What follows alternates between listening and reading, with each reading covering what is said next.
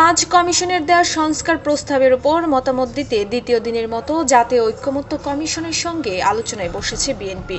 রোববার সকাল 11টায় জাতীয় সংসদ ভবনের এলডি হলে এই বৈঠক শুরু হয়েছে। এর আগে গেল বৃহস্পতিবার দিনভর আলোচনার পর বৈঠক মুলতবি করা হয়েছিল।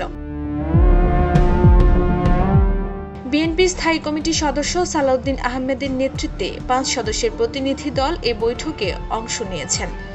কমিটির অন্য সদস্যরা হলেন স্থায়ী কমিটির সদস্য নজরুল ইসলাম খান, বিএনপির চেয়ারপারসনের উপদেষ্টা মোহাম্মদ ইসমাইল জবিউল্লাহ, নির্বাহী কমিটির সদস্য ব্যারিস্টার রুহুল কুদ্দুস কাজল এবং সাবেক সচিব আবু মোহাম্মদ মনিরুজ্জামান খান। গত 5 আগস্ট আওয়ামী লীগ সরকার ক্ষমতাচ্যুত হওয়ার পর দেশের হাল ধরা অন্তর্বর্তী সরকার রাষ্ট্র সংস্কারের লক্ষ্যে 2 ধাপে 11টি কমিশন গঠন করে। কমিশনগুলোর সুপারিশ নিয়ে জাতীয় ঐক্যমত্য গঠনের লক্ষ্যে প্রধান উপদেষ্টা মোহাম্মদ ইউনূসের নেতৃত্বে গত 15 ফেব্রুয়ারি জাতীয় ঐক্যমত্য কমিশনের কার্যক্রম শুরু হয়।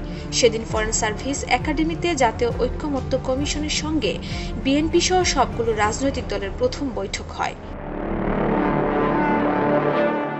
ইতিমধ্যে 12টি রাজনৈতিক দলের সঙ্গে প্রাথমিক পর্যায়ের আলোচনা শেষ করেছে কমিশন, আর বিএনপির সঙ্গে দ্বিতীয় দিনের আলোচনা চলছে এখন।